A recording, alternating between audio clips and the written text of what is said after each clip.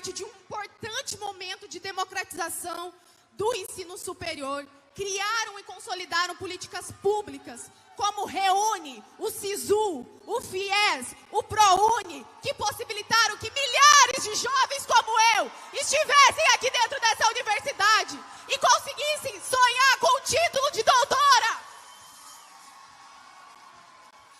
Políticas que nos mostraram o poder da oportunidade. Porque a gente sabe que talento, inteligência, garra e capacidade nunca faltaram à juventude brasileira. O que nos falta é oportunidade. E o que nos falta no Brasil de 2022 é a oportunidade e, quiçá, dignidade para poder existir. Quem dirá sonhar? E hoje são os caminhos para a construção de um país em que a juventude possa voltar a sonhar, que a gente vai discutir aqui. Primeiramente, eu gostaria de pedir para que vocês me ajudem a dar as boas-vindas para essa pessoa que é um professor, que foi ministro da Educação de 2005 a 2012, nos governos de Lula e Dilma.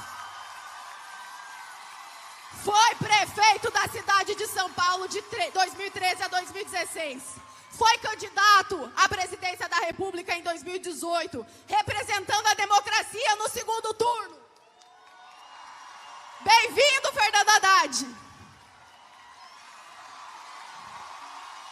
Ele é de luta, é professor. Fernando Haddad, governador. Ele é de luta, é professor. Fernando Haddad, governador. Ele é de luta, é professor. Fernando Haddad, governador. Em seguida, mais uma vez, gostaria de dar as boas-vindas para o nome mais esperado dessa noite, né? Que dispensa muitas apresentações.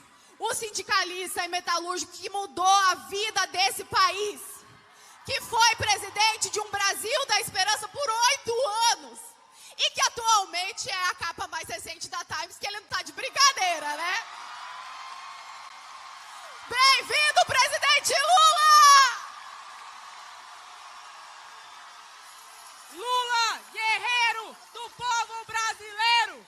Lula, guerreiro do povo brasileiro! Lula, guerreiro do povo brasileiro! Lula, Queria dizer, guerreiro do povo brasileiro! Queria dizer, gente, que é uma honra para nossa universidade estar recebendo vocês aqui. Tá todo mundo muito ansioso para ouvir o que vocês têm para falar. Mas antes de passar a palavra para minha companheira, eu gostaria de dizer que eu estou muito feliz porque, além de uma aula, hoje nós vamos ver um diálogo. Um diálogo em que a comunidade acadêmica da Unicamp, que está se tornando cada vez mais diversa, vai ter voz ativa. Espero que vocês possam perceber o quanto as políticas de ação afirmativa estão transformando essa universidade. E que nós temos muito ainda para percorrer para que essa universidade tenha a cara do povo, mas nós estamos no caminho. Tenho certeza que o coletivo de pessoas que vocês vão ouvir aqui hoje tem muito para contribuir com os projetos que vocês estão construindo. Tudo bem? Bruna? Boa noite, gente! Bom, tudo que a Larissa aqui falou é muito real. Eu também, para me apresentando, eu sou a Bruna, sou coordenadora da Associação de Pós-Graduandas e Pós-Graduantes da Unicamp e sou diretora da NPG. E eu fui também a primeira da minha família a entrar numa universidade. E tudo isso porque um metalúrgico ousou sonhar mudar esse país. Então, para mim, é muito importante estar aqui hoje para conseguir ter um pouco da esperança que a gente consiga que esse país volte a ser como era, que volte a ser um país onde os jovens possam sonhar. E é muito difícil aqui, na hora a gente tenta levar para a razão, mas a emoção fala muito mais forte. E quando o Lula falou na CBN Campinas que ele queria ouvir os estudantes, a gente pensou que esse era o nosso momento de trazer a nossa voz, as nossas pautas e as nossas demandas, para que a gente possa ter um programa construído por e para os jovens, porque o futuro do Brasil são os jovens. Então, por isso, eu vou chamar agora, representando os estudantes de graduação, Nós vamos chamar a Ellen Menezes.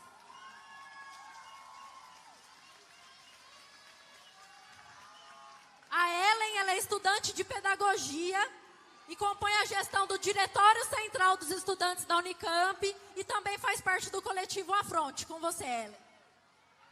Boa noite, Unicamp! Boa noite, Lula! Boa noite, Haddad! Eu sou a Ellen, como bem dito, sou estudante de pedagogia, Paulo Freire vive, sou do DCE e também faço parte do movimento de juventude que é o Afronte. Eu estou muito feliz de ver tudo isso daqui lotado, essa atividade muito cheia, com tanta gente disposta a tirar o Bolsonaro do lugar que ele nunca devia ter ocupado. Disposta a tirar o Bolsonaro do lugar que ele nunca devia ter ocupado. Eu não estava aqui em 2018, mas eu ouço dizer que a Unicamp e principalmente o movimento estudantil foi fundamental no processo do vira-voto. E desde então, a gente nunca mais saiu das ruas.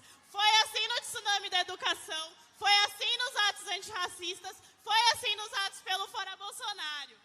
E eu tô lembrando disso, tô falando isso, porque para nós, jovens do movimento estudantil, finalmente chegou o ano da gente cumprir uma tarefa histórica da nossa geração, que é derrotar a extrema-direita. E para isso, a gente precisa de muita mobilização para derrotar o Bolsonaro nas urnas, elegendo o nosso candidato Lula, mas também para derrotar o bolsonarismo politicamente e ideologicamente nas ruas. A Unicamp, ela já conquistou bastante. Ela conquistou as cotas, ela conquistou a moradia, ela conquista todo dia a permanência estudantil e ela vai conquistar as cotas trans, mas a gente acha que a gente tem uma tarefa central esse ano. A tarefa desse ano é organizar os estudantes da Unicamp para sacudir essa universidade, sacudir essa cidade nessa disputa política eleitoral. Cada curso, cada sala, cada instituto tem que se organizar em comitês, em brigadas, em grupos de ação, para a gente fazer a nossa mobilização e para a gente disputar, gente, voto por voto, para a gente ter um futuro de esperança, para a gente ter um novo futuro. E a gente jovem, precisa virar o jogo e construir um Brasil que é diferente. Se eles querem matar a população negra, a gente tem que falar que a população negra vive e que a população negra vai ocupar sim essa universidade. Se eles falam que eles vão dar sumiço nas terras dos estudantes dos povos indígenas, assim como eles estão fazendo com Yanomamis, a gente tem que falar que a gente quer demarcação já. Se eles falam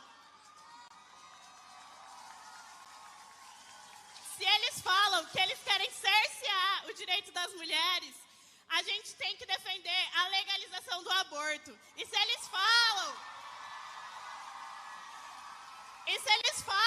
que eles querem acabar com a universidade pública, a gente tem que estar aqui mostrando que a gente vai continuar sempre lutando pela universidade pública.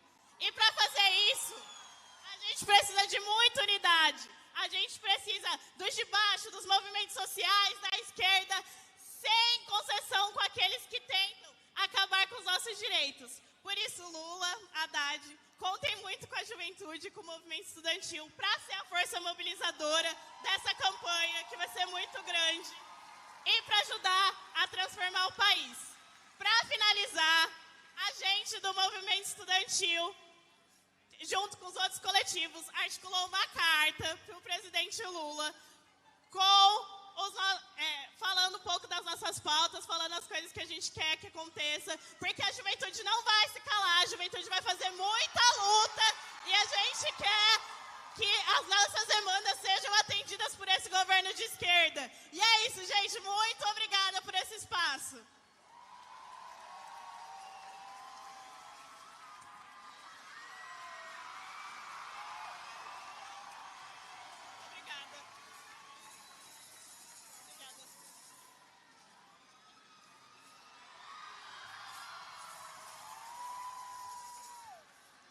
Ai, é muito emocionante. Gente, antes de chamar a próxima fala, eu gostaria de dar um recado. Nossa colega Larissa Taboata, da Pedagogia, perdeu um Motorola One Vision azul com capa transparente. Se alguém achou esse celular, traz aqui pra gente, sabe? A gente sabe que é muito difícil pro estudante comprar um celular novo. Então vamos ajudar a nossa colega, tá?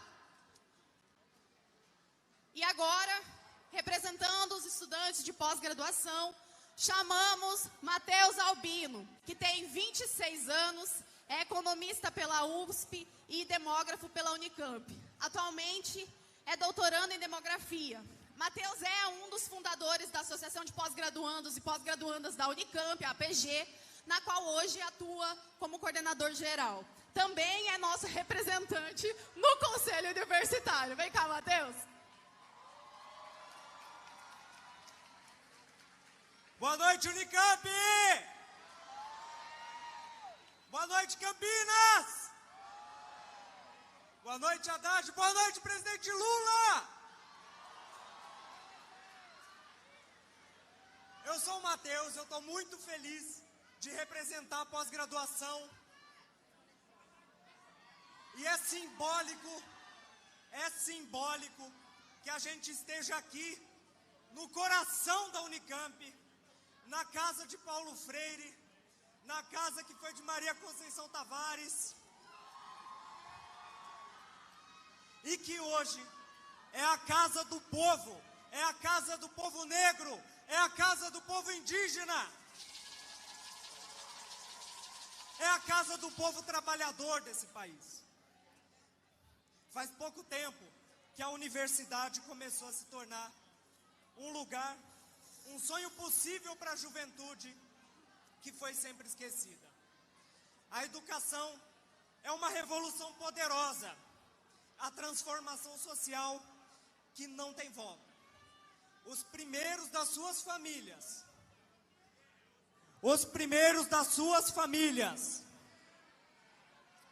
que entraram na universidade, que prestaram vestibular, que entraram na pós-graduação e que se tornaram doutores, essas pessoas são as primeiras, mas elas não são as últimas. A nossa geração aprendeu que isso para nós não é só um título. Ser doutor para a gente, ter um diploma universitário, é uma conquista apesar de tudo e apesar de todos. Nossa geração viveu a expansão das universidades, do ProUni, do SISU, do FIES, do Ciências Sem Fronteiras. Nós vimos a universidade se abrir com vestibular indígena. Nós vimos a universidade se abrir com as cotas étnico-raciais e as cotas trans na graduação e na pós-graduação. A universidade pública é responsável hoje por mais de 90% da ciência produzida nesse país. Fomos nós que, no momento mais grave da vida do Brasil, fizemos ciência e salvamos vidas. Muitas vezes com um segundo, um terceiro emprego, com dificuldades financeiras, com uma bolsa de estudos insuficiente, que desde 2013 não é reajustada, e a gente já sofreu com mais de 60% das perdas pela inflação e com os cortes.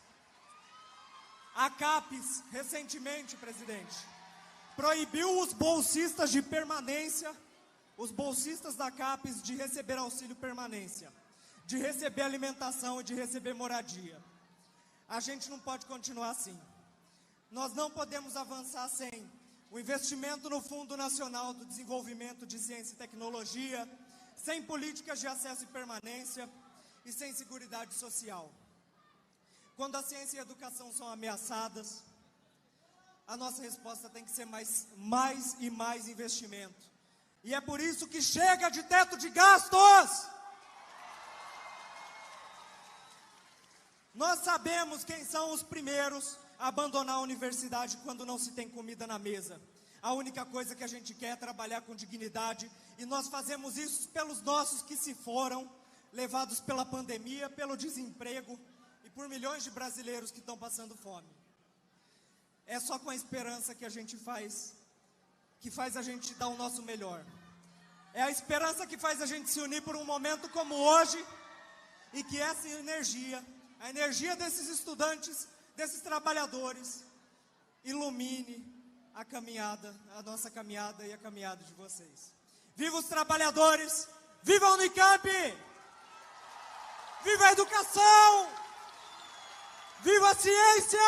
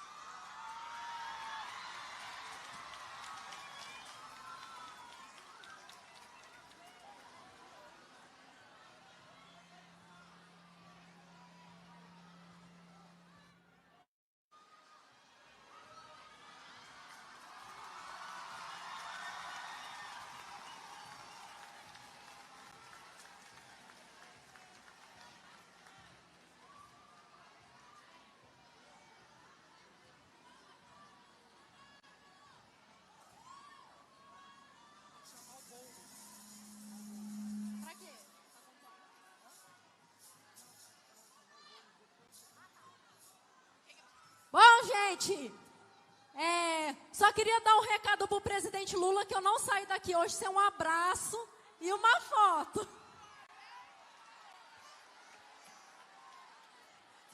E agora, representando os acadêmicos indígenas, eu vou chamar o Arlindo Gregório, estudante de engenharia elétrica do Povo Baré, coordenador do coletivo de estudantes indígenas da Unicamp, coordenador do Encontro Nacional de Estudantes de Indígenas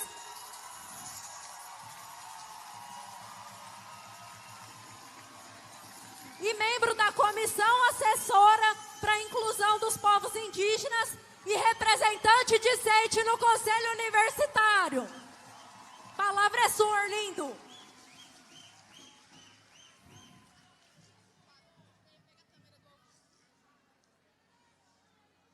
Alô, Unicamp!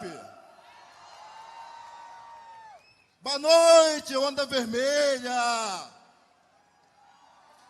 Boa noite, presidente Lula! Boa noite ao professor Haddad, um dos melhores ministros do Ministério da Educação. Eu, neste momento, estou emocionado. Passei a noite tentando escrever algo que eu queria falar para o presidente e para o professor Haddad. Mas eu resolvi falar, a partir desse momento, o que tem no meu coração. Presidente Lula, nesse momento, eu estou realizando o meu segundo sonho. O primeiro é acessar a universidade e conseguir me formar.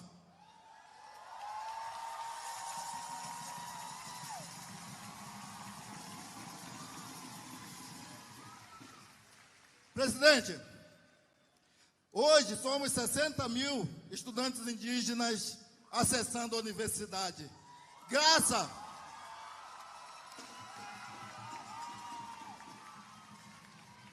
Graças ao seu governo, graças ao ministro da Educação, que teve a sensibilidade de pensar numa inclusão para a educação, principalmente aos povos esquecidos, como os povos indígenas do Brasil.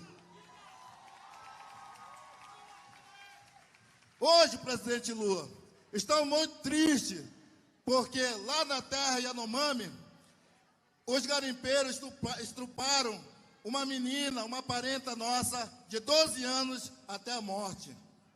Hoje, presidente, estamos muito tristes, porque os garimpeiros jogaram no rio uma criança de 3 anos. Hoje, estamos muito tristes, presidente, porque uma comunidade inteira Yanomami desapareceu. A pergunta é, cadê o Yanomami?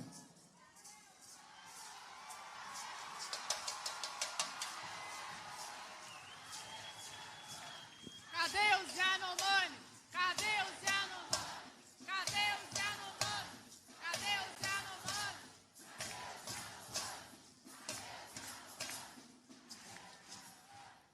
eu vou falar aqui o que a minha parenta, Wanda Vioto, falou lá no Amazonas, como o mundo olha para a Amazônia, principalmente do lugar que eu vim. Eu sou da terra indígena, Cuecé Marabitana, que fica ao noroeste do Amazonas, numa cidade mais indígena do Brasil, chamada São Gabriel da Cachoeira.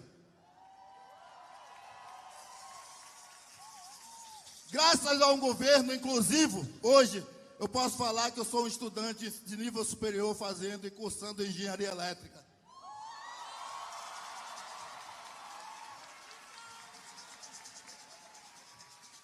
Posso ser referência, inclusive para os meus filhos, para os meus parentes e também para os jovens periféricos pobres desse país.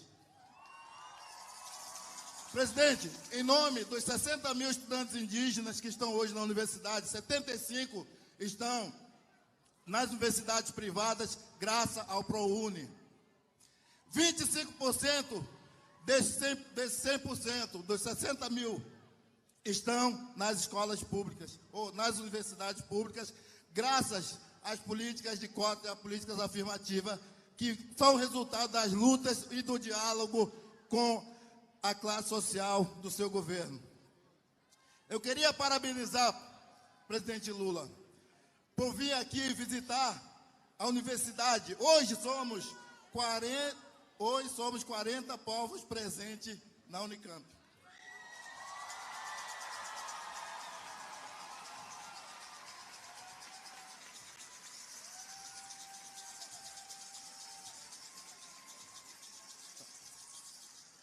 Só queria falar a última coisa.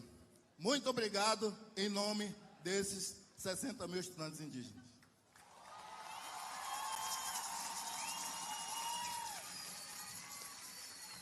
Boa noite, Unicamp. Boa noite, coletivo indígena da Unicamp.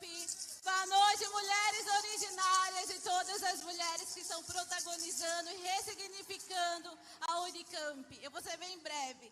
Nós, mulheres originárias, estamos pisando nesse chão, nessa terra chamada Unicamp, para ressignificar e pintar a universidade de Urubu, Genipapo e Barro Branco.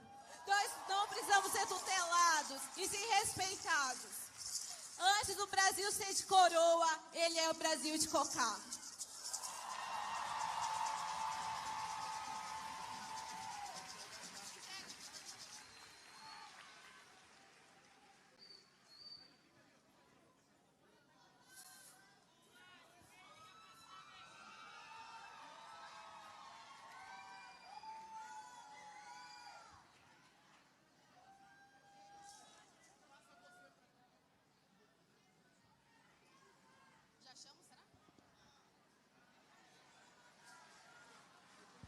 Lula, Lula, olê, Olê, olê, olá!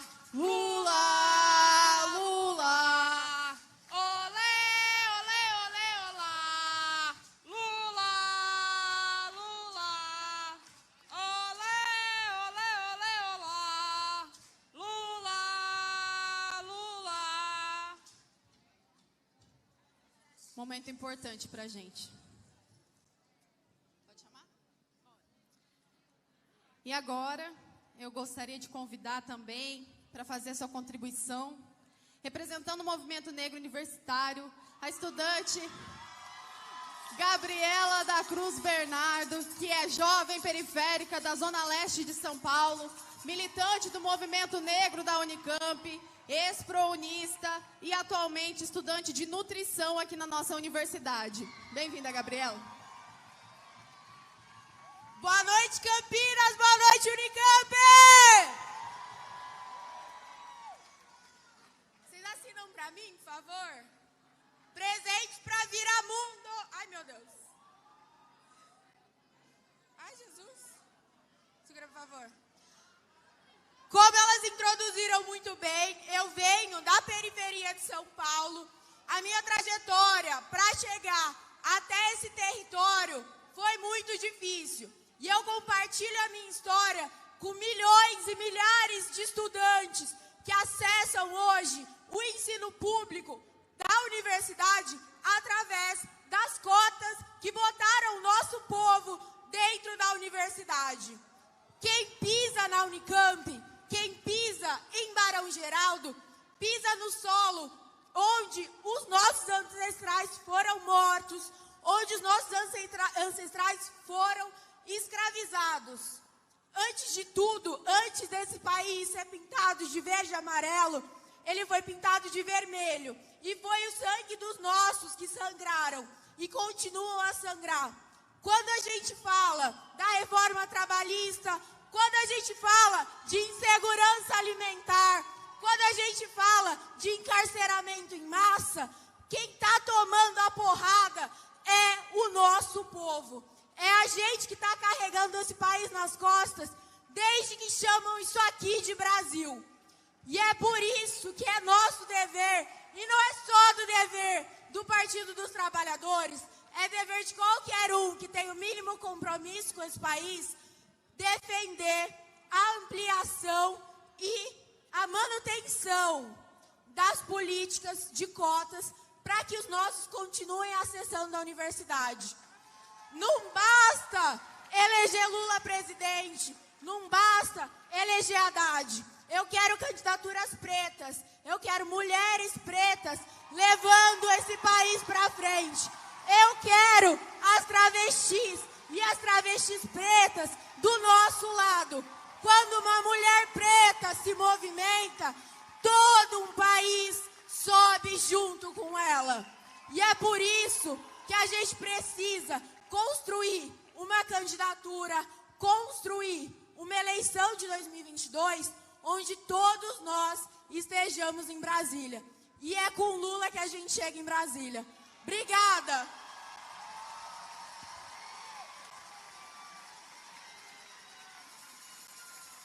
Obrigada, Gabi.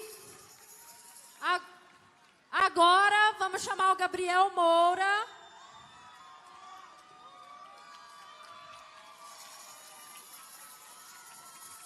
O Gabriel, ele ingressou na universidade através da educação popular, ao mesmo tempo em que trabalhava para bancar seus estudos. Ele é filho do Bolsa Família, é estudante de Ciências Sociais e é morador da moradia estudantil. E está aqui representando o pessoal LGBT da Unicamp. Boa noite, presidente Lula. Boa noite, Fernando Haddad, nosso futuro governador. Boa noite, Unicamp de luta! Meu nome é Gabriel. Eu sou estudante das Ciências Sociais aqui na Unicamp. Estou no 3º ano da graduação. Sou morador da moradia estudantil. E eu cheguei na universidade pública através da educação popular. Passei por 2 cursinhos populares que existem em Campinas, o Lélia Gonzalez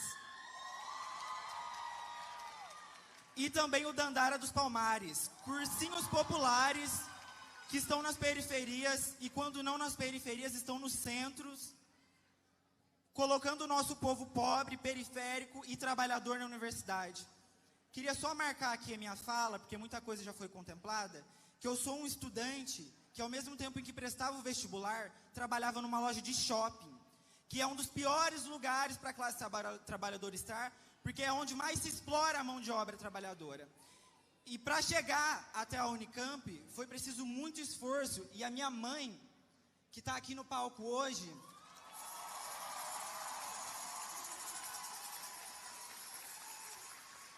foi uma mulher, mãe solo, do interior paulista, trabalhou na lavoura do café e criou 4 filhos sozinhas, mas sem o apoio das políticas públicas dos últimos governos, nada disso teria acontecido. Sou filho do Bolsa Família, sou filho do SUS e sou filho de cursinho popular. Eu não queria me estender muito, eu só queria marcar que a gente fundou um núcleo, um coletivo de estudantes da Unicamp com Lula, que é onde se concentra toda a esperança dessa universidade para defender a democracia nas ruas, a partir da universidade, para dialogar. A Unicamp, todo mundo sabe, é uma universidade que tem gente do Brasil inteiro. Então é daqui que a gente vai discutir como defender a democracia, como defender os principais políticos da democracia, voltando para as nossas casas, dialogando com os nossos familiares, dialogando com o nosso povo, explicando sobre as fake news, explicando qual a função de um deputado federal, de um deputado estadual, e incentivando eles a participar da vida política de forma crítica.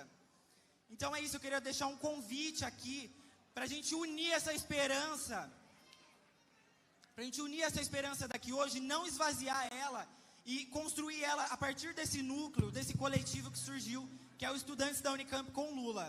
As nossas redes sociais são estudantes com Lula, _Unicamp, tá na faixa que a gente ficou até 1h30 da manhã fazendo ali. Então é isso, gente. Queria agradecer muito ao presidente Lula por ter mudado a vida da classe trabalhadora, por ter mudado a vida da minha mãe, e o Fernando Haddad por ter mudado a história da educação nesse país.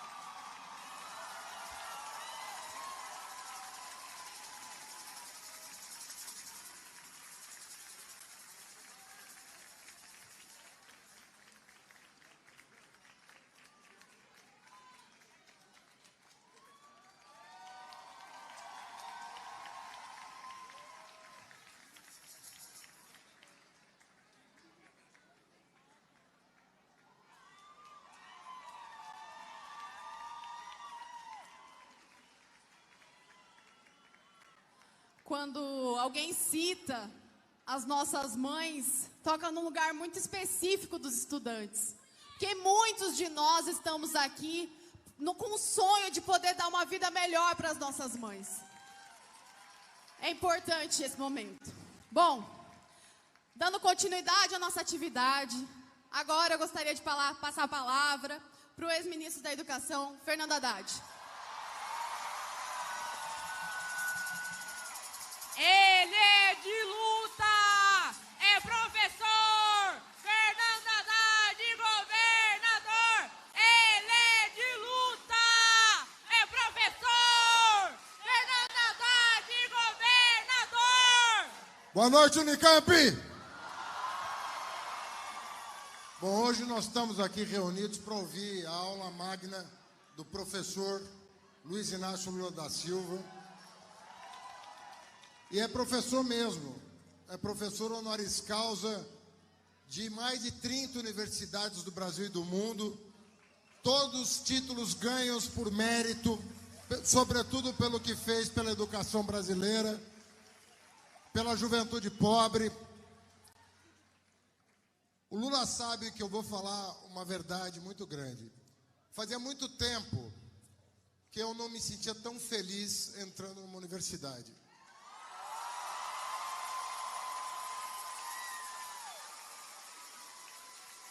Eu comentei com ele, logo que iniciou esse evento, comentei a quantidade de vezes que eu acompanhei o Lula em inaugurações de universidades federais, em institutos federais, em todo o Brasil. Vocês não têm ideia do que é, e em cada rincão desse país, aquele lugar que a gente chama de fim de mundo, onde o jovem não tinha oportunidade, onde o preto não tinha oportunidade, onde o indígena não tinha oportunidade, e ver nascer um campus universitário.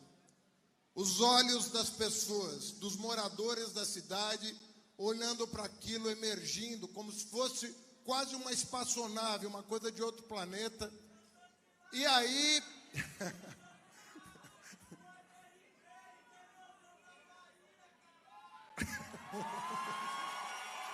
Mas assisti dezenas de vezes, na verdade centenas de vezes, essa cena do povo vibrando, chorando, sonhando com o que viria, com os dias que viriam à frente. Eles sabiam que talvez muitos deles não pudessem sonhar com uma universidade, mas sabiam que iam sonhar para os seus filhos e para os seus netos. E mais do que isso, sabiam muito mais do que nós, que não existe como ter um projeto nacional se o povo não estiver na universidade. Esses programas de governo, feitos em laboratório, feito em gabinete. Dali não sai país, dali sai outra coisa, sai projeto de elite. Agora, quando o povo está na universidade, quando o povo está no Instituto Federal, quando o povo está aprendendo a pensar criticamente, assimilando ciência, conhecimento, cultura, é daí que vai emergir o Brasil do futuro, que está na mão de vocês. Está na mão de vocês. E a emoção que a gente sente inaugurando um campus, visitando uma universidade, fala, pô, a Unicamp tem muitos anos. Eu não sei quantos anos tem a Unicamp. A USP, eu sei, eu sou professor da USP, é de 1934. A Unicamp... Oi? Universidade pública, gente, tem que aplaudir. É uma conquista do povo brasileiro. Eu acho que a Unicamp é até melhor que a USP sob vários aspectos. Tem curso aqui que é melhor. Vamos... É uma boa disputa. É a disputa para ver quem produz mais, quem é mais sabido, quem inclui mais, né? Quem é mais diverso, quem é mais plural. A USP, a Unicamp largou na frente em políticas afirmativas. Palmas para a Unicamp. Eu acompanhei. Eu quero dizer para vocês que essas universidades, a gente fala, não, foi fundada em 1934, foi fundada em 1960, foi fundada em 1950. Não é verdade. As universidades brasileiras foram fundadas agora com vocês dentro. Porque enquanto vocês estavam fora, não era uma universidade. Enquanto você entrava numa universidade, olha, eu vou contar para vocês o que era a minha entrada numa universidade. Você via, quando você vê a injustiça, quando você sente a injustiça, é a dor extrema. Mas quando você vê a injustiça, é muito diferente de quando você ouve falar. E a universidade brasileira, até outro dia, até esse homem chegar à presidência, de verdade, era o seguinte: o povo pobre pagando imposto para o rico estudar de graça. Essa era a história da universidade brasileira. Não tem como resumir a história da universidade brasileira. Povo pobre pagava imposto comprando pão, comprando produtos, gêneros de primeira necessidade, material de construção. Esse dinheiro financiava o filho do rico, porque só tinha classe média alta, classe rica na universidade, só tinha branco. Não tinha o Brasil, não tinha cheiro de Brasil, não tinha cor do Brasil. Não tem o que pague, não tem o que possa cobrir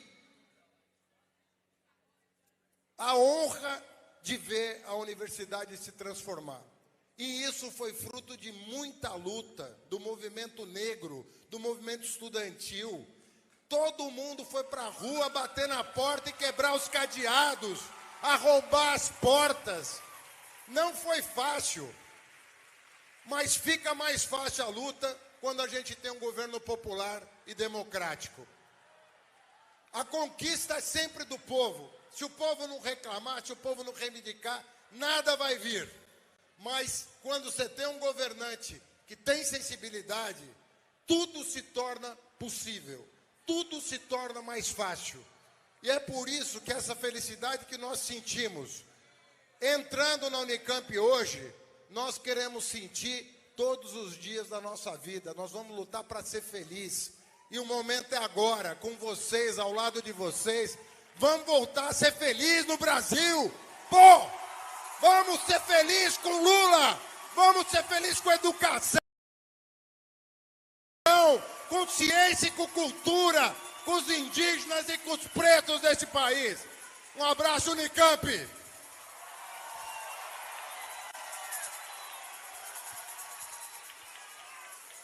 Professor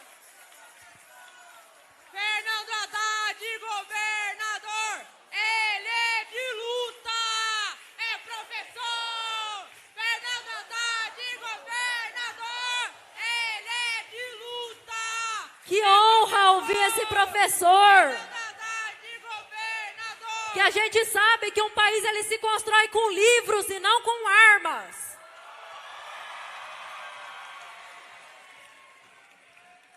E a dignidade de um povo se constrói com moradia digna, com comida na mesa. E é por isso que eu vou chamar agora o nosso companheiro Guilherme Boulos, líder do MTST.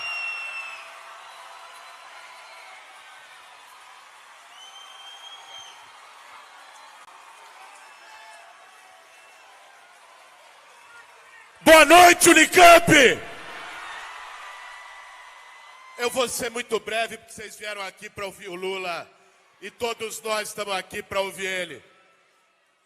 Eu só quero dizer a vocês que esse ano não é uma simples eleição. Esse ano é o ano das nossas vidas, enquanto sociedade, enquanto povo, enquanto nação. É o ano da gente tirar um miliciano do Palácio do Planalto e botar Luiz Inácio Lula da Silva. Não só para derrotar o fascismo, mas para recuperar o investimento na universidade pública, no SUS, em política ambiental, em política de combate à fome, para revogar teto de gastos, para revogar a reforma trabalhista, para garantir os direitos dos povos indígenas e de todo o nosso povo. Mais do que isso, Lula, nosso presidente, esse é o ano também da gente acabar com o tucanistão e eleger Fernando Haddad, governador do estado de São Paulo. E é o ano da gente eleger a maior bancada de esquerda no Congresso Nacional para derrotar... Um salão com ar-condicionado, altamente confortável, e que eu ia falar sentado. Eu chego aqui, não é um salão. Eu chego aqui, não tem ar-condicionado. E eu chego aqui, não tem nada organizado. Isso aqui é uma zorra total para a gente poder fazer essa conversa. E eu queria pedir desculpas porque eu tinha esquecido de citar o nome do nosso querido companheiro Eduardo Suplicy.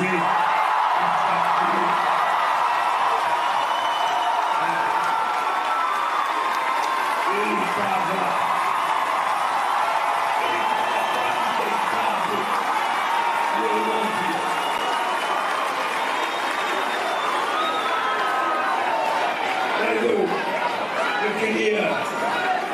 eu queria apenas dizer para vocês algumas coisas que eu considero importantes. Eu não imaginava que depois de ter deixado a presidência da República em 2010, nós fôssemos estar no ano em que o Brasil completa 200 anos de independência, em 2003, quando eu assumi a presidência da República. O que aconteceu no Brasil é a demonstração de que destruir sempre é mais fácil do que construir. Tentar criar políticas públicas que beneficiem o conjunto da sociedade é sempre uma luta quase que eterna. Mas acabar com elas é um decreto. Acabar com elas é uma medida provisória. Acabar com ela é apenas a gente ver um país governado por alguém que não está preparado para governar, porque não entende de povo, não entende de governo, não entende de gente, não entende de universidade, não entende de sindicato, não entende de mulher, não entende de negro, não entende absolutamente de nada. Uma pessoa que só entende de fake news, que só entende de milicianos e que só entende de fazer provocações às coisas boas que existem nesse país. Uma pessoa que sequer se prestou a acreditar na ciência quando a pandemia chegou no Brasil. Seria tudo tão mais fácil se a gente tivesse alguém com um pouco mais de humanismo, alguém com sentido de fraternidade, alguém com espírito de solidariedade para governar o nosso país. E aí eu vou começar a contar alguns casos para vocês. Eu nasci...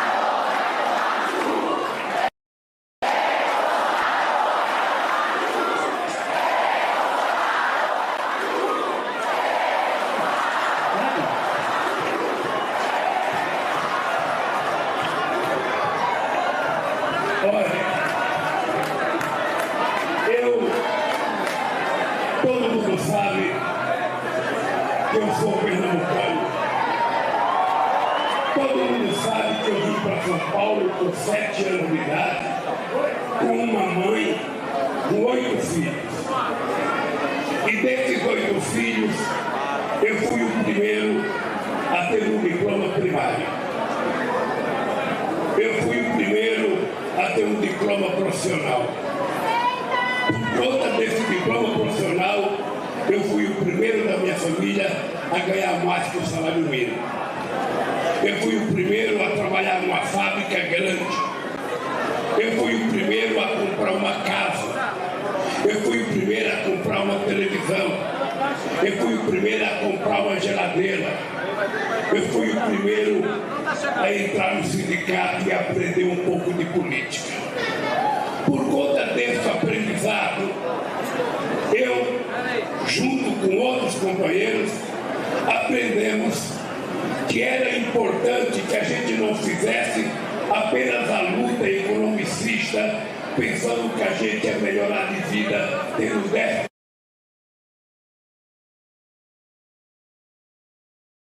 Uma luta política. E para fazer uma luta política, a gente tinha que sonhar em chegar ao poder nesse país para que a gente pudesse, então, fazer as coisas que a gente acreditasse que era possível fazer. Eu acreditava mesmo que era possível fazer. E foi com essa intenção que nós criamos um partido. Foi com essa intenção que nós perdemos várias eleições. E foi com essa intenção que nós ganhamos algumas eleições. E ao ganhar as eleições, eu teria que provar que era possível fazer aquilo que eu queria que os outros fizessem. Porque essa é a prova que você tem que dar quando você está no comando do navio. Quando os outros estão comandando, você fica dizendo, eu acho, eu penso, eu acredito, deveria ir por aqui, deveria ir por ali. Mas quando você está no comando, é você que diz, eu vou ou não vou. E eu confesso a vocês que quando eu ganhei as eleições, eu tive muito medo. Eu tinha medo de não conseguir fazer aquilo que era necessário fazer. Eu tinha medo que o povo trabalhador, companheiro Haddad, tinha a história do Valesa. O Valesa começou a fazer greve no estaleiro Gdańsk, na Polônia, no mesmo tempo que eu comecei a fazer as greves nas fábricas de automóveis em São Bernardo do Campo. Só que o Valesa tinha do lado dele o Papa, porque o Papa era polonês, e o Papa queria derrubar o regime comunista que tinha na Polônia. Então o Valesa ganhou as eleições primeiro do que eu. Eu demorei mais, eu perdi 3 eleições. Acontece que o Valesa ganhou as eleições, governou 4 anos. Quando ele foi se candidatar à reeleição, ele só teve 0,5% dos votos. Ou seja, um fracasso total do seu governo. E eu tinha medo. Eu tinha medo, como é que os trabalhadores que me ouviam na porta de fábrica todo dia, às 5 horas da manhã, às 5 horas da tarde, às 11 horas da noite, falando que ia fazer as coisas para ele, como é que os trabalhadores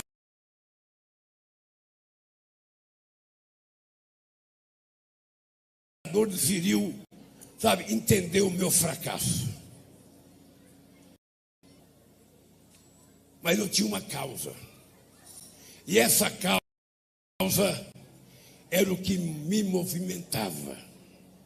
E foi essa causa que decidiu que a gente montasse o governo, o que não é fácil montar governo, viu, companheiros?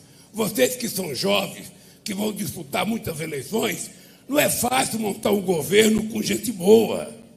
É preciso ser seletivo. Não é fácil, a gente não tem tanta gente que a gente pensa que tem. Eu faltava 10 dias para tomar posse, eu ainda não tinha o comandante das Forças Armadas, governo. Bom, nós montamos o governo. E aí é preciso governar.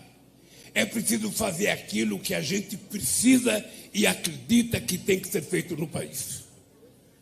E na primeira reunião de governo, quando nós começamos a discutir a questão da educação, a primeira coisa que você ouve de alguém que é ministro da Economia é dizer para você que não pode fazer porque não tem dinheiro. Não é possível gastar com educação porque a gente não tem dinheiro. Eu tomei a primeira decisão sábia da minha vida. Educação não é gasto. Educação é investimento. E está proibido. Está proibido daqui para frente. Está proibido daqui para frente qualquer pessoa do governo falar em gasto quando se trata de educação. Nós vamos ter que compreender que não existe na história da humanidade nenhum país que se desenvolveu sem que antes tivesse investido em educação, em ciência e tecnologia, na formação qualificada do seu povo. E é o investimento mais barato que um país pode fazer. Custa muito menos investir em educação do que emprestar dinheiro, muitas vezes, para grandes empresas, que a quantidade de emprego que gera não justifica a quantidade de dinheiro que receberam. Pois bem, eu tive a sorte de convidar o companheiro Haddad para ser ministro da Educação. E começamos a trabalhar como é que a gente ia fazer as coisas nesse país. E eu tinha em conta que nós tínhamos que fazer universidade. E hoje eu tenho orgulho de poder olhar na cara de vocês e dizer que um torneiro mecânico sem diploma universitário é o presidente que mais fez universidade na história desse país. Eu posso, com muito orgulho, dizer para vocês, sabe, que junto com a companheira Dilma Rousseff, a gente fez a maior quantidade de escolas técnicas que esse país já conheceu. Eu tenho orgulho de dizer para vocês que uma companheira como a Dilma Rousseff, ex-presa política, pessoa que quase morre na cadeia, eleita presidente da República, criou Ciência Sem Fronteira para colocar 100 mil estudantes brasileiros para estudar no exterior. Eu ouso dizer para vocês que no governo dessa mulher, que foi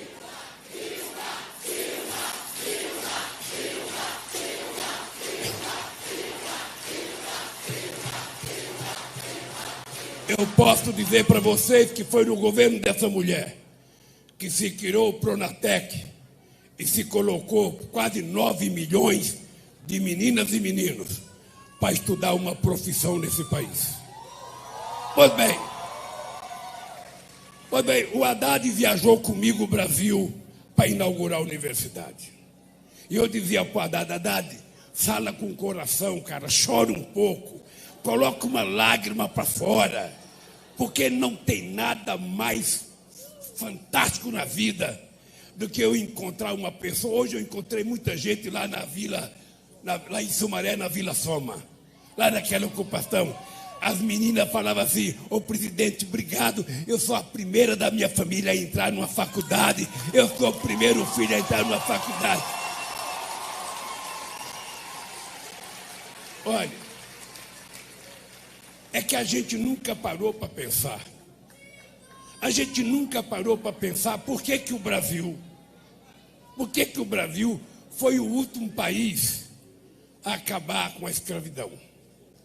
A gente nunca parou para pensar porque o nosso país foi o último da América do Sul a fazer a independência.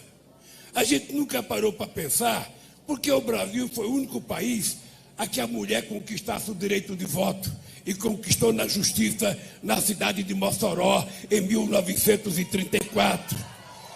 A gente nunca parou para pensar por que esse país foi o último país da América do Sul a ter uma universidade. Vocês que são estudantes, professores, professoras, pensem numa coisa: como é que o Peru, em 1554, já tinha a Universidade de São Marcos, e o Brasil só foi ter a sua primeira universidade em 1922, a chamada Universidade Brasil, que foi o ajuntamento de várias faculdades que tinha para criar uma universidade, não porque tivesse preocupado com a educação do povo brasileiro, era porque o rei da Bélgica vinha para o Brasil, e o rei da Bélgica, para vir para um país, tinha que receber um título de doutor honoris causa. Então se criou a Universidade Brasil em 1920 para dar um título de doutor honoris causa a um rei. Vocês já se perguntaram por que nós criamos a universidade 420 anos depois que os outros países fizeram? A Argentina, algumas pessoas me disseram, Haddad, eu não sei se é verdade, que quando São Paulo, eu só não sei dizer a perdeu origem e o número exato, mas para nós aqui, a Revolução de 32, 5%. que eu não acho que foi revolução, eu acho que foi um golpe que os paulistas tentaram dar no governo federal. Quando eles perderam a guerra, eles resolveram ganhar a elite e resolveram criar a USP para formar da USP um centro de excelência para que a USP fizesse a inteligência nesse país. E aí perdeu-se o interesse de fazer a Universidade Federal. Perdeu-se o interesse. O Juscelino foi um presidente que fez acho que 10. A maioria delas em Minas Gerais. Olha, e o Brasil passou a viver uma contradição enorme. As pessoas mais humildes da periferia não podiam passar no vestibular, porque estudavam em escolas públicas, às vezes muito deficitárias, os professores ganhando pouco, às vezes as pessoas não tinham ensino qualificado para disputar com o filho de uma classe que podia estudar em escolas, sabe, no ensino médio, que custava mais caro do que a universidade. Aí era engraçado o Brasil. O pobre estudava em escola pública até o 2º grau. O rico estudava em escola particular. Quando ia para a universidade, o pobre não podia ir para a Universidade Federal. Era o rico que ia e o pobre tinha que tentar pagar uma universidade particular. Era preciso acabar com essa contradição. Era preciso criar as condições para que as pessoas, independente do berço que tinham nascido, tivessem a mesma oportunidade de disputar uma vaga no ensino superior nesse país. Por que que o Torinho pode ser médico e o filho da empregada dele não pode ser? Nós não queremos tirar o lugar de ninguém. O que nós queremos é apenas igualdade de oportunidade. Nós queremos é que o filho do pobre possa fazer o vestibular junto com o filho do rico, com a mesma qualidade de ensino, para a gente ver quem é que está mais qualificado. É isso que nós queremos. E isso só quem pode garantir é o Estado. Mas esse país também teve ministro da Educação que dizia que a solução da educação era privatizar a educação. Era o mercado que iria resolver o problema da educação. Vocês acho que já leram isso. Eu não vou dizer o nome porque vocês acho que sabem quem falava assim. E o mercado não vai resolver. O mercado pode resolver Estamos o problema. de volta com o Transição, Trabalho e Tecnologia. Sistema de transporte e sistemas de estudo. Daquele que pode ir para as universidades melhores em cada país.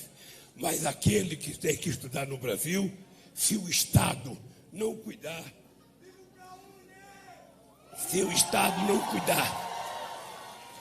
Por isso é que foi criado o ProUni. Eu vivia aporreando a vida desse cara. Eu queria criar um programa de governo volta com o Transição, Trabalho e Tecnologia. Sistemas de transporte público eficientes promovem inclusão, cidadania, solucionam parte dos problemas com o trânsito, induzem o desenvolvimento, melhoram a qualidade de vida e a saúde da população. É possível fazer essa transição com garantia aos trabalhadores e trabalhadoras do setor? Para fazer essa análise aqui, estão com a gente... Muitas vezes, os impostos que as universidades particulares não pagavam por bolsa de estudo. Aí foi a coisa extraordinária, é que a gente então pôde começar a colocar gente de escola pública, da periferia, para disputar vaga em universidade, mesmo que fosse particular. E aí a gente percebeu uma coisa extraordinária. Eu cansei de receber relatório de universidade que falava assim para mim, Estamos de volta com Transição, Trabalho e Tecnologia. Sistemas de transporte público eficientes promovem inclusão, cidadania, solucionam parte dos problemas com o trânsito, induzem o desenvolvimento, melhoram a qualidade de vida e a saúde da população. É possível fazer essa transição com garantia aos trabalhadores e trabalhadoras do setor? Por que as pessoas precisavam de uma oportunidade? Me deu uma oportunidade, deixa eu tentar. E quando a gente deu a oportunidade, as pessoas deram um salto de qualidade. Depois veio a história do FIES. O FIES já existia antes de nós. Acontece que o FIES era financiado pela Caixa Econômica Federal. E precisava de avalista para você fazer empréstimo. Estamos de volta com Transição, Trabalho e Tecnologia. Sistemas de transporte público eficientes promovem inclusão, cidadania, solucionam parte dos problemas com o trânsito, induzem o desenvolvimento, melhoram a qualidade de vida e a saúde da população. É possível fazer essa transição com garantia aos trabalhadores e trabalhadoras do setor? Para fazer essa análise, estão aqui com a gente o Marcelo Pessoa, que é professor da Escola Politécnica da USP, coordenador do projeto Conectividade, e Fábio Tadeu Alves, engenheiro especialista em transporte sobre integração, sobre trilho e integração. No caso da mobilidade, o impacto da tecnologia pode ser positivo para trabalhadores e para a geração de empregos, ainda que em alguns casos específicos sejam fechados determinados postos de trabalho. Minha mulher não quer. Na verdade, é a preocupação que eles têm de ser o teu avalista, você não pagar e a justiça obrigar eles a pagar. Então, o que nós fizemos? O Estado vai financiar. O Estado empresta dinheiro para tanta gente. O Estado empresta dinheiro para tanto empresário. Alguns pagam, outros não pagam. Ora, vamos emprestar dinheiro para os estudantes. O Petati era presidente da Uni. Vamos emprestar dinheiro para os estudantes. Se um grupo de estudantes não pagar, o prejuízo não vai ser tão grande, mas a gente vai ter essa sociedade formada. E fizemos o FIES. O FIES e o ProUni foram a revolução que permitiram que a gente saísse de 3 milhões e meio,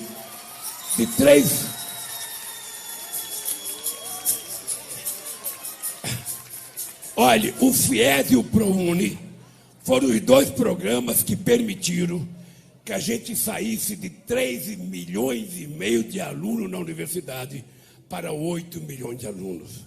Mais importante ainda, que a gente tivesse 51% dos estudantes negros e pardos pela primeira vez na história desse país. Ou seja, hoje você entra numa universidade, você vê a cara do Brasil. Hoje você vê a cara do Brasil. Antes você não via a cara do Brasil. Você via a cara da elite brasileira. E é por isso que eu sou um homem feliz. E é por isso que eu acho que nós precisamos voltar a governar esse país.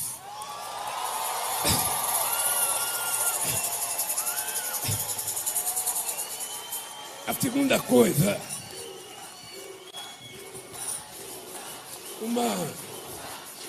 deixa eu perguntar, uma aula quase magna tem tempo de duração? Olha, porque eu fiquei 2 anos da pandemia sem usar microfone.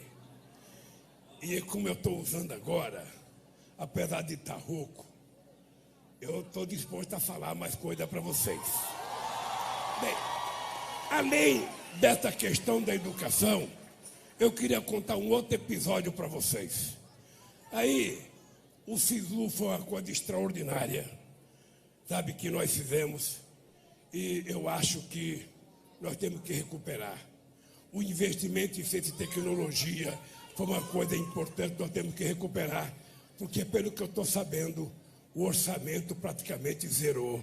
Eles não estão colocando. Veja, até reitor,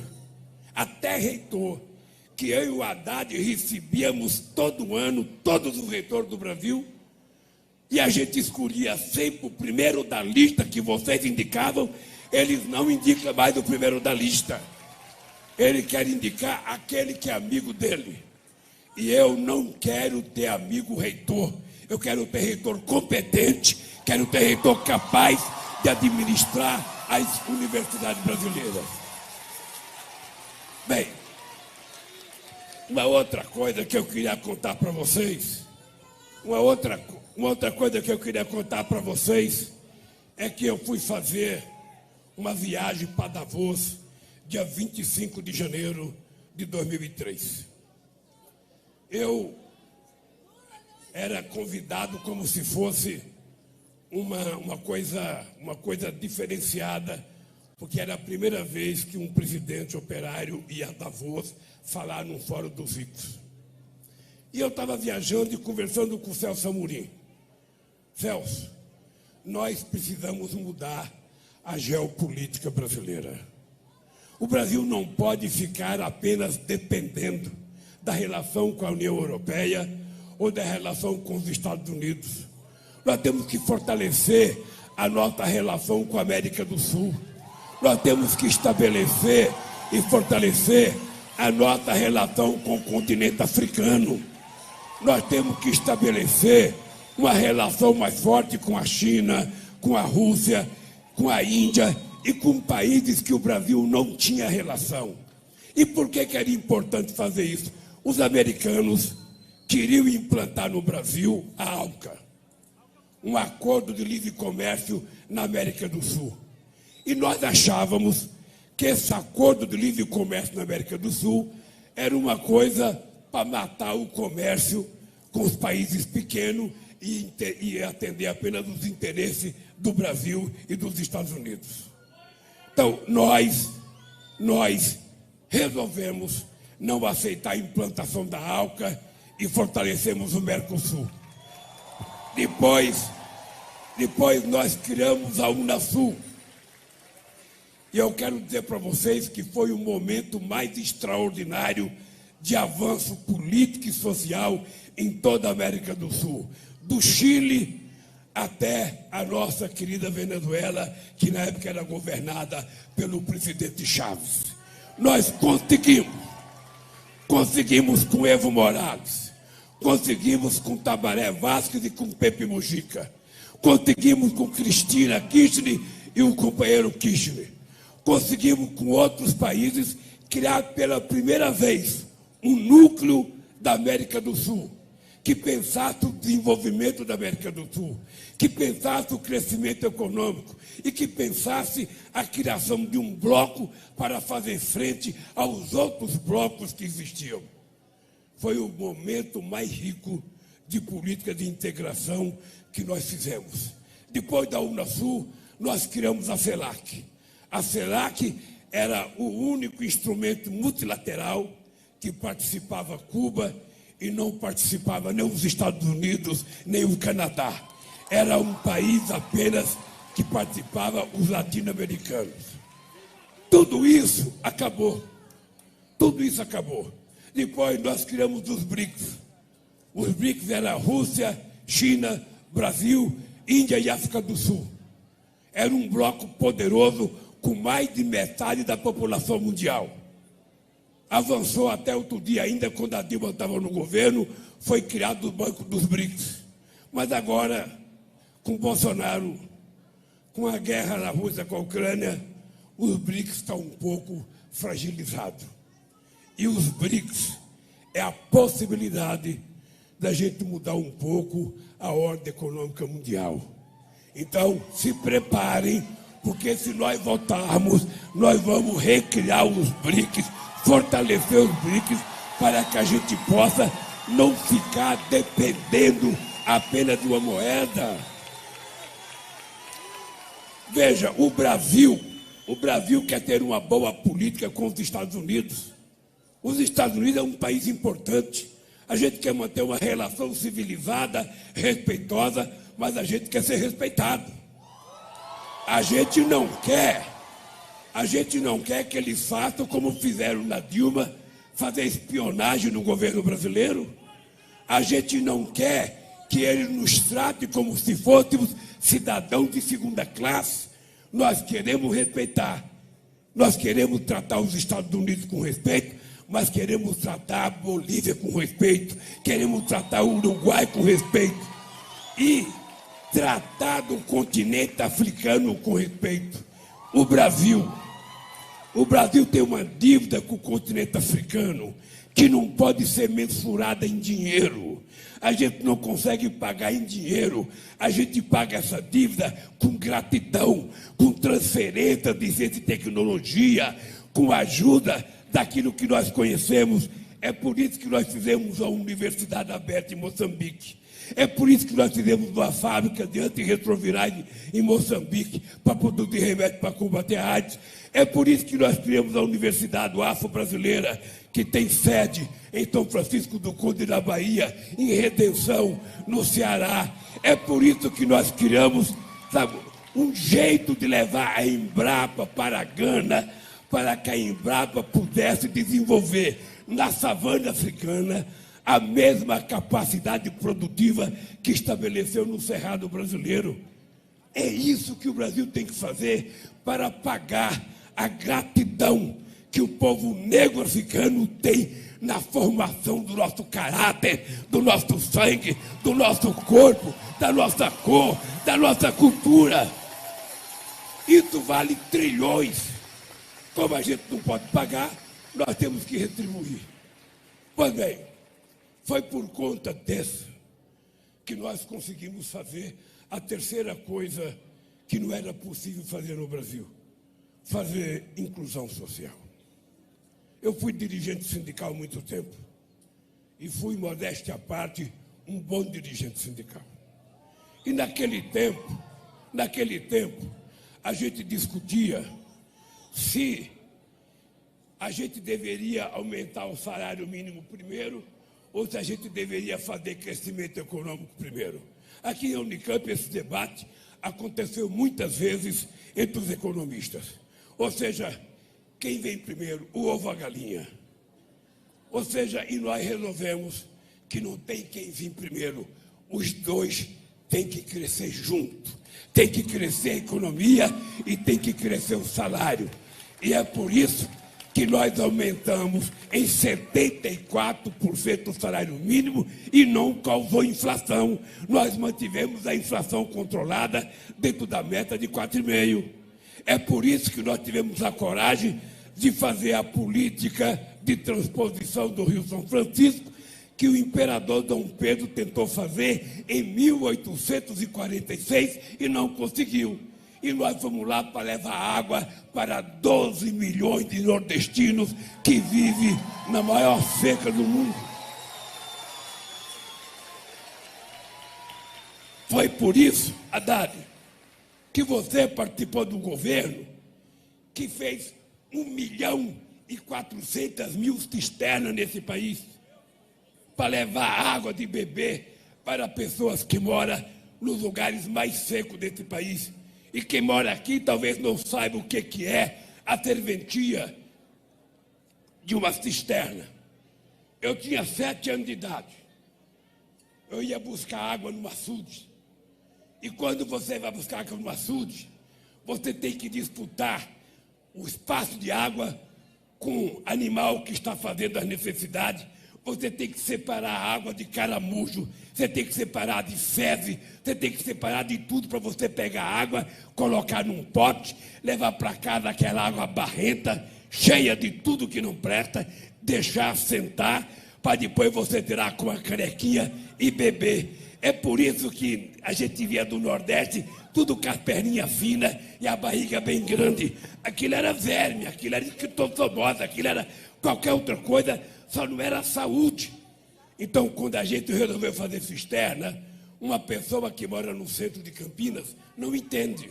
Por que gastar dinheiro com cisterna? E a gente sabe explicar. Cara, a cisterna tem o valor para o povo que mora no sertão, que tem a porra da caixa d'água na tua casa, para que você possa tomar banho confortavelmente. Sabe?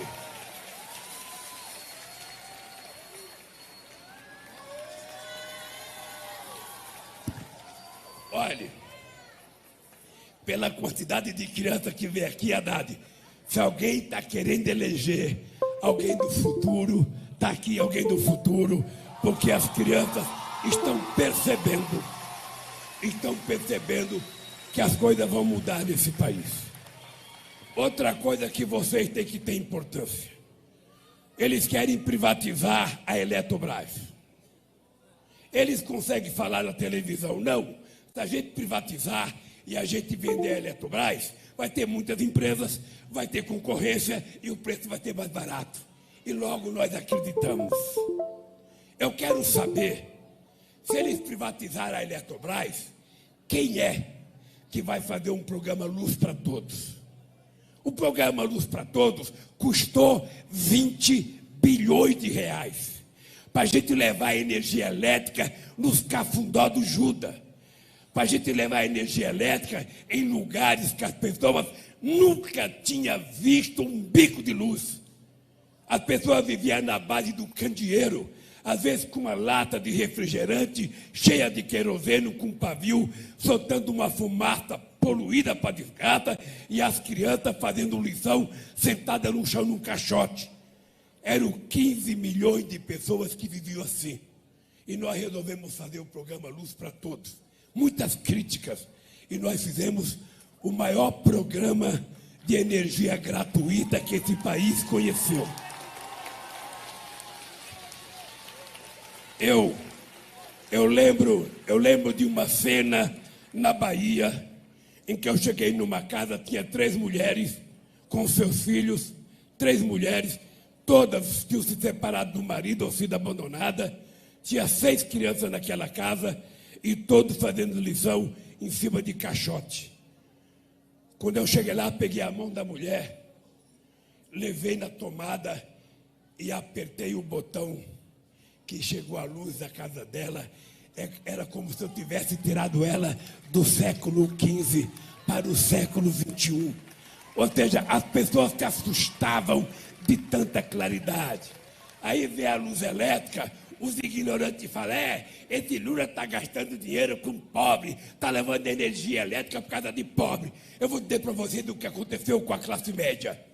Quando a energia elétrica chega na casa de alguém, 89% compra geladeira, 89% compra televisão, 50% compra liquidificador, compra bomba para tirar água do poço, ou seja, imediatamente a economia do Estado começa a girar E é esse o papel do Estado.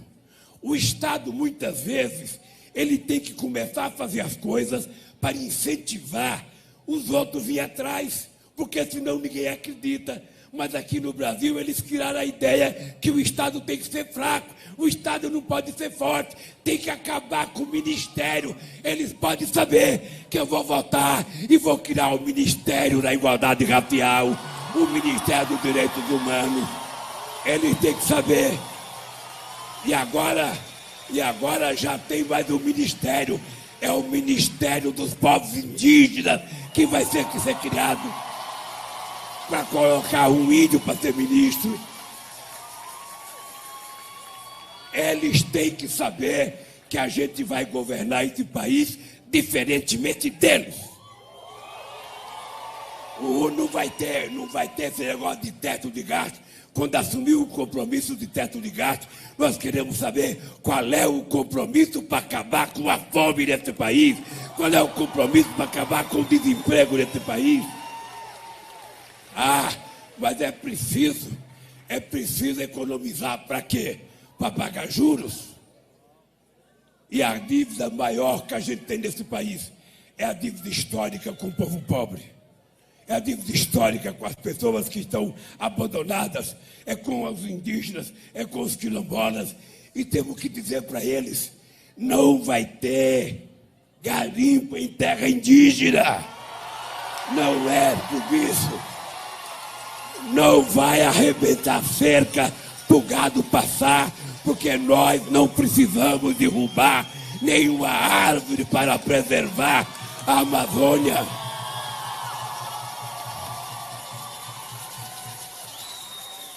Nós temos que ter coragem de assumir que a gente vai fazer as coisas que precisa ser feito e vai fazer diferente do que foi feito até agora. É a única razão pela qual eu sou candidato. É fazer mais e fazer melhor do que nós fizemos na primeira vez. Então, companheiros e companheiras, eu, na verdade, as pessoas falam assim para mim, nossa, mas o Lula está bravo. Será que o Lula ficou preso? Ele saiu nervoso? Ele saiu vingativo? Será que as pessoas não sabem que um homem que tem 76 anos de idade, um homem filho da dona Lindu, que veio comer pão pela primeira vez aos 7 anos de idade, não está nervoso porque ficou preso 580 dias. Quem está nervoso é que me prendeu porque ele sabe que mentiu para a sociedade brasileira.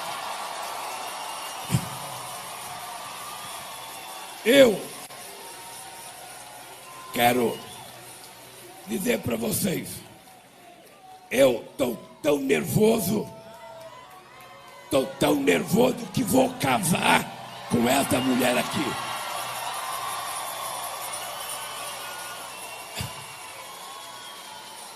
Então, deixa eu terminar dizendo para vocês, um cara que tem 76 anos de idade, um cara que está apaixonado, você acha que tem tempo de estar nervoso? Gente, esse país está precisando de amor, esse país está precisando de carinho, esse país precisa de um presidente capaz de distribuir livros didáticos de graça e não arma. Esse país precisa de um presidente que distribua oportunidade, que a gente possa financiar o pequeno e médio empreendedor brasileiro, o pequeno e médio empresário, que o BNDES sirva para financiar pequenas e médias empresas e não grandes empresas multinacionais, que a gente possa ajudar a pequena e média agricultura brasileira, porque eles produzem 70% do alimento que a gente come. E vou dizer para vocês uma coisa.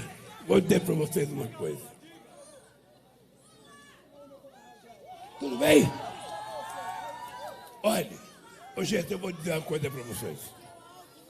Eu acho que a coisa é tão importante que a gente está tão abençoado. Vocês acreditam em Deus. Vocês acreditam em Deus. Imagina que pela primeira vez a gente vai ganhar junto o Brasil e São Paulo. Imagina o que é. Imagina o que é a força da gente eleger São Paulo e ainda o presidente do Brasil, mais Minas Gerais, mais Rio de Janeiro, mais o Nordeste inteiro, mais o Centro-Oeste. Agora, presta atenção numa coisa que o companheiro Boulos falou. Essa eleição é muito importante levar muito a sério o voto para deputado e deputadas. Eu, por exemplo, acho que se a gente eleger um presidente da República e eleger poucos deputados, o presidente pode fazer pouca mudança. É preciso eleger muitos deputados. E as mulheres, é lógico que as mulheres. Lógico. O que eu mais quero é que tenha a maioria de mulher no Congresso Nacional. E sabe por que eu quero que tenha a maioria de mulher? Porque o homem não sabe lidar com mulher. Mulher é muito poderosa, é só vocês descobrirem. O homem, ele se acovarda quando ele tem que discutir com mulher.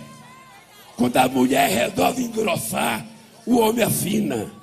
Então, se a gente tiver uma maioria de mulheres eleitas e de homens também, eu quero que vocês sejam eleitos, viu? Eu quero que vocês sejam eleitos. A gente precisa mudar esse país, gente. É a nossa oportunidade histórica. Você está rindo? Você tem que votar. Eu vou divulgar cada convite que eu fizer, Haddad. Eu vou divulgar uma lista por estado dos deputados do Lula, para que as pessoas saibam em quem que ele deve votar, para a gente mudar a história do país. Gente, no mais, você está vendo a Luiz fazer sinal para mim toda hora, não está vendo? A minha companheira está fazendo sinal toda hora. É porque eu estou com a garganta ruim. Eu não vou falar palavrão, porque senão o Bolsonaro já coloca no fake news dele. Lula falou palavrão. E eles, gente, eles agora estão com uma raiva de mim. Bom, eles já têm raiva porque o Haddad falou que eu tenho muito título do doutor honoris causa. E eu tenho um título que matou os meus adversários de inveja. Eu sou doutor honoris causa da Ciespol. Olha que chique, eu nem sabia falar. Título de doutor honoris causa na França, na Ciespol. E essa semana eu matei outra metade de inveja, porque eu saí na capa da revista Time, gente. Aí.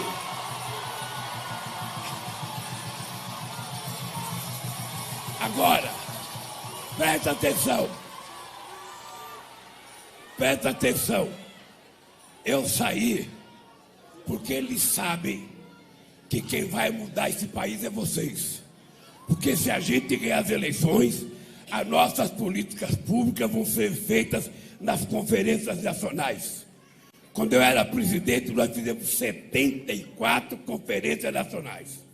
As pessoas iam a Brasília, depois de fazer conferência municipal, conferência estadual e a conferência nacional. O pessoal trans vai dizer o que quer, LGBT vai dizer o que quer, as mulheres vão dizer o que quer, os negros vão dizer o que quer, os indígenas vão dizer o que quer, os portadores de deficiência vão dizer o que quer, porque são vocês que têm que definir a política pública. Não adianta dizer para mim, o mercado não gostou. Eu estou preocupado em saber se vocês gostaram ou não. O mercado é o seguinte, o mercado nós vamos tratar depois. Eu estou preocupado é saber. Eu tenho um compromisso de fé. Eu tenho uma profissão de fé. Eu quero resolver o problema do desemprego nesse país. Eu quero resolver o problema da fome nesse país. Eu quero resolver o problema, sabe, dessas pessoas que estão trabalhando em trabalho intermitente. Quando vocês se formam aqui e saem com o diploma de vocês, é preciso saber se vocês vão ter emprego garantido. E nós vamos dizer, meu amor, você está falando dos artistas aí? Eu vou dizer uma coisa para vocês. Nós vamos transformar a cultura brasileira numa fonte de riqueza para esse país, investindo em cultura. Porque somente através da cultura e da educação é que a gente vai fazer a grande revolução que esse país precisa para que o seu povo mais humilde possa viver dignamente e ser tratado com respeito. No mais, companheiros e companheiras, eu já dei minha aula, não tão magna, mas eu já dei a minha aula para vocês. Eu quero pedir desculpa, quero agradecer porque vocês estavam aqui desde a meio-dia. Aquela primeira criança que veio me beijar, ela falou, ô tio, eu estou aqui desde as 11 horas. Porra, então é muita perversidade. Uma criança está aqui desde as 11 horas e esse velho chegar aqui às 8 horas da noite. Desculpem, porque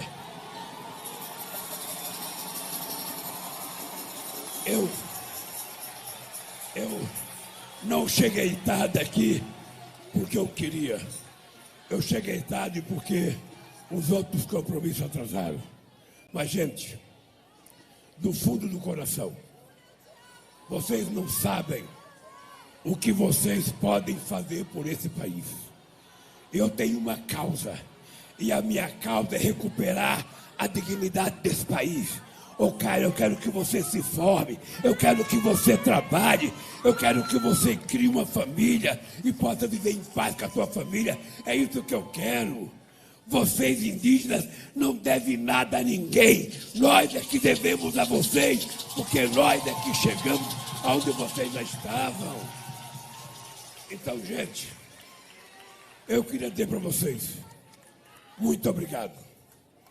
Que Deus abençoe cada um de vocês, cada uma de vocês. E eu espero que a gente possa se encontrar muitas outras vezes. E eu, já casado, mais apaixonado ainda, governando esse país para fazer mais e melhor. Um beijo no coração de todos vocês e de todas vocês. Um beijo. Brasil, urgente! Lula presidente! Brasil, urgente! Lula presidente! Brasil, urgente! Lula presidente! Brasil, urgente! Lula presidente! Brasil, urgente! Lula presidente! Olé!